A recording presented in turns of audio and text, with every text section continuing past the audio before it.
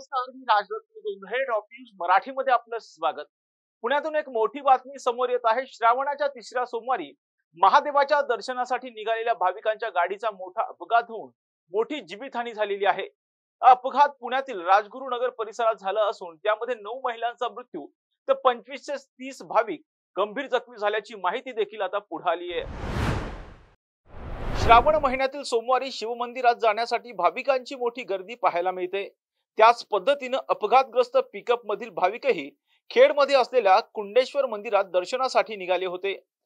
मात्र पाईट जवळील घाटात असलेल्या नागमोडी वळणावर बॅलन्स बिघडल्यानं हा पिकअप टेम्पो पलटी झाला. त्यामुळे खाली असलेल्या खोल दरीत ही गाडी कोसळली. गाडीच्या खाली चंगरल्यानं तब्बल 9 महिला भाविकांचा मृत्यू झाला असून इतर 25 ते 30 महिला जखमी झाल्यात.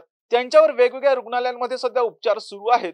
शोभा ज्ञानेश्वर पापड, सुमन काळूराम पापड, शारदा रामदास चोरगे, मंदा कानिफ दरेकर, संजीवनी कैलास दरेकर, मीराबाई संभाजी चोरगे, बायडाबाई ज्ञानेश्वर दरेकर, शकुंतला तानाजी चोरगे अशी मृत महिलांची नावं असून या अपघाताचे हृदयद्रावक व्हिडिओ देखील आता समोर आलेत. दरम्यान या सगळ्या घटनेची सरकारनं गंभीर दखल घेतली असून जखमींना उपचार उपलब्ध करून दिले आहेत.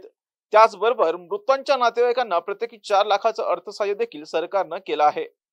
घ्या परदेशात भरारी, तेही सर्वसामान्यांना परवडणारी. 1 रुपया भरा आणि थायलंड मध्ये फिरा. सचिन इंटरनॅशनल घेऊन आले आहेत जगातली सर्वात स्वस्त परदेश टूर.